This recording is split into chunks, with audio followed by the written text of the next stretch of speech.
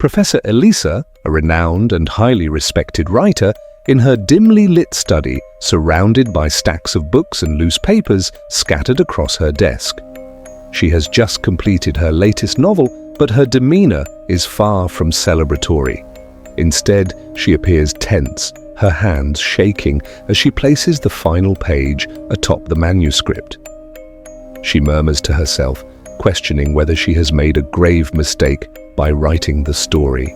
She clutches the manuscript, visibly disturbed, and hesitates before making a decision. She tells her assistant in a grave tone that the novel should never be published, that it holds something beyond mere fiction, something ominous and dangerous. Her assistant, though skeptical, does not understand the weight of her words and takes a copy of the manuscript with him, unknowingly setting into motion a chain of terrifying events that will soon unfold.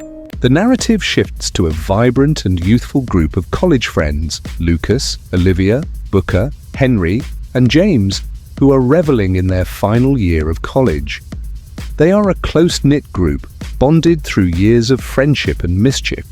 As they celebrate their last few days together, they share laughter, memories, and dreams of the future.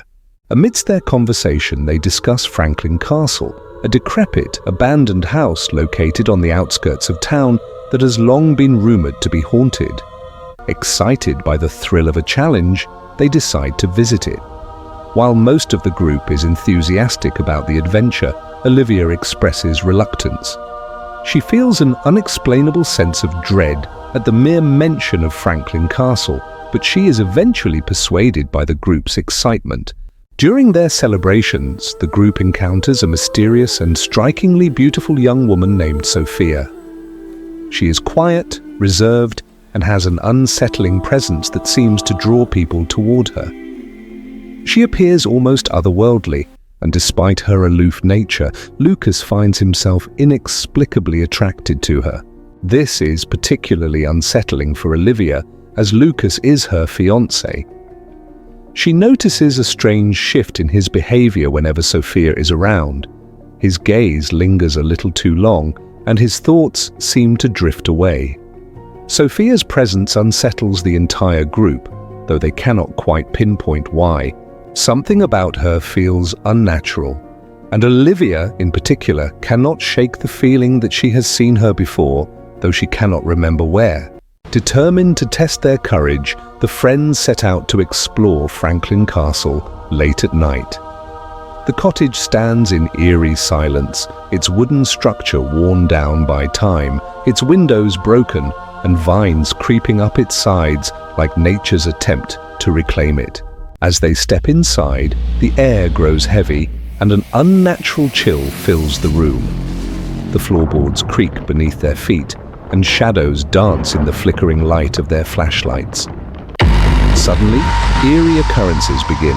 A sudden gust of wind slams the doors shut, the temperature drops dramatically, and an overwhelming sense of being watched settles over them. James, always the prankster, attempts to lighten the mood by scaring the others, but his joke quickly turns into real fear when he sees a shadowy figure move across the hallway. The group panics and flees, but as they exit, Lucas lingers, seemingly dazed. It is as if something within the cottage has called out to him, something that refuses to let him go. That night, back in their dorms, Lucas begins experiencing vivid and disturbing visions. He sees glimpses of Sophia, standing alone in a dimly lit room, speaking cryptic words he cannot fully understand. Her voice echoes in his mind, pulling him deeper into a realm he does not comprehend. Meanwhile, Henry, who had taken an old mirror from Franklin Castle as a souvenir, finds himself plagued by an inexplicable unease. As he gazes into the mirror, his reflection distorts, warping into a grotesque and terrifying visage. His own reflection smirks at him, whispering in a guttural voice before the glass shatters, sending shards flying across the room and leaving Henry with a deep gash on his arm. Shaken and terrified, he runs to tell the others, realizing that they may have brought something sinister back with them. Alarmed by the strange occurrences, the group seeks out Professor Elissa, who is known for her knowledge of the supernatural. Upon hearing their story, the professor grows pale and grave. She warns them that Franklin Castle is not just an abandoned house. It is a trap, a place where souls remain bound in torment. She tells them that Sophia is not what she appears to be. She is tied to a dark force that should never have been disturbed. She then reveals that her unpublished novel is based on true events that occurred in Franklin Castle years ago. The friends are skeptical, unwilling to believe in ghosts, but the fear in the professor's voice unsettles them. The first tragedy strikes when Booker, driving home alone one night, is attacked by an unseen force. His car radio begins playing static, the headlights flicker, and the windows fog up from within. He struggles to control the vehicle as a shadowy figure materializes in the back seat. Before he can react, the windshield shatters and an invisible force drags him out of the car. The next morning, his lifeless body is found near Franklin Castle, sending the remaining friends into a state of shock and fear.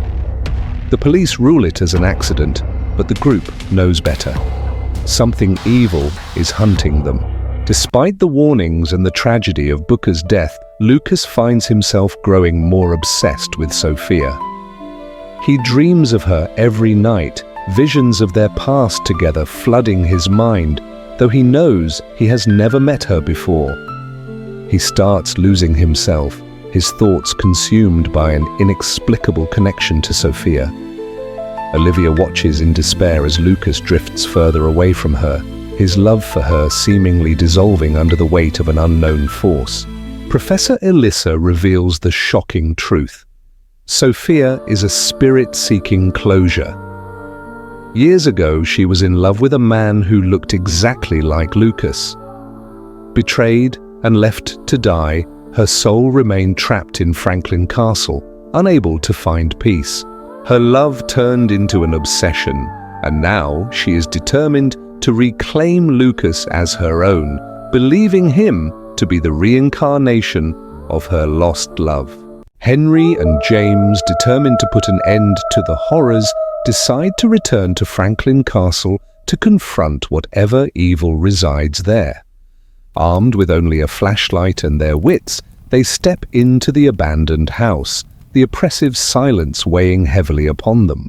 As they explore, the doors slam shut behind them, and an eerie whisper fills the air. Henry is the first to be attacked. He is thrown across the room by an invisible force, his body contorting unnaturally as he screams in agony. James watches in horror as Henry's body is lifted off the ground, his limbs twisting as though controlled by a malevolent puppeteer. Blood drips from his mouth as his eyes roll back, and with one final gasp, he is flung violently against the wall, his neck snapping instantly. James tries to escape, but the shadows close in around him. A ghostly figure emerges, Sophia's vengeful spirit, her face twisted in rage. She reaches for James, who lets out a blood-curdling scream before the darkness consumes him completely. His lifeless body is found the next morning outside Franklin Castle, a look of sheer terror frozen on his face. A chilling resolve hardened Lucas and Olivia's expressions as they stood before the imposing silhouette of Franklin Castle. The gargoyles perched atop the turret seemed to leer down at them, their stone faces contorted in silent mockery. This wasn't a ghost hunt anymore, this was a reckoning. Pushing open the heavy, iron-studded doors, they stepped back into the suffocating silence of the castle's foyer. Dust motes danced in the slivers of moonlight that pierced through the grime-covered windows, illuminating a scene frozen in time. A grand, yet decaying portrait of Sophia hung crookedly on the wall, her painted eyes seeming to follow their every move. Beneath the portrait, tucked into a rotting frame, they found it. A letter. The paper was brittle and yellowed, stained with a dark, ominous crimson. As Lucas carefully unfolded it, the faint scent of iron and decay wafted up, a phantom smell of the horrors within these walls.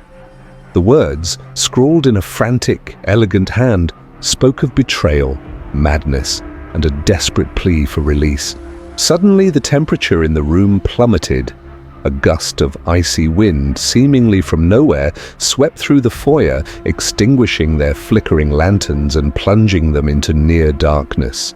From the shadows, a low, mournful wail echoed, growing in intensity until it filled the entire castle. Then she appeared, Sophia. No longer a faded image in a portrait, but a spectral figure, radiating an aura of pure rage and sorrow.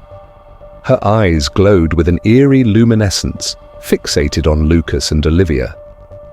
The heavy oak doors slammed shut with a deafening boom, the sound reverberating through the castle, sealing them inside with the vengeful spirit.